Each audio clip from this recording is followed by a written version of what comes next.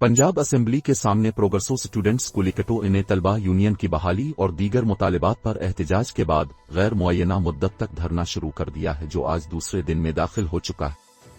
तफसीलात के मुताबिक मुल्क अजीज में गुज़िश्ता 38 साल से तलबा यूनियंस पर आयद पाबंदी के खिलाफ और अपने आईनी व कानूनी हक के लिए तलबा तंजीमों ने कल मोरखा 9 फरवरी को मुल्क भर में एहतजाजी मुजाहरे किए। इस ज़िम्न में प्रोग्रेसिव स्टूडेंट्स कलकटोज गुज़िश्ता 4 साल से माह नवंबर में एहतजाजी मार्च भी कर चुकी है।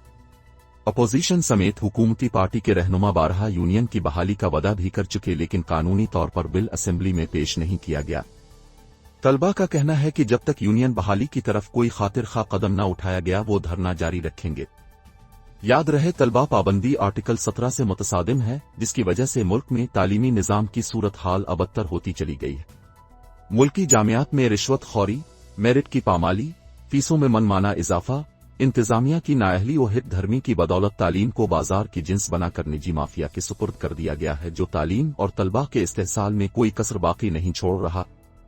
प्रोग्रेसिव स्टूडेंट कुलिकटो के तर्जुमान का कहना है, जब तक तलबा के मसाइल के लिए आईनी व कानूनी प्लेटफॉर्म के सिलसिला में मुनासिब अक़दाम नहीं उठाए जाते वो धरना जारी रखेंगे। धरने में मुख्तलिफ जामियात के तालिबात अपने आईनी हुकूक के लिए सख्त सर्दी में बैठे हैं। धरने के शुरका में पंजाब यूनिवर्सिटी लाहौर से हारिस आजाद, कैसर जावेद, एमन फातिमा और हमाद रजा शामिल हैं। जीसी यूनिवर्सिटी लाहौर से अली अब्दुल्ला खान, अली रजा और अली बहराम गाधी धरने में मौजूद हैं।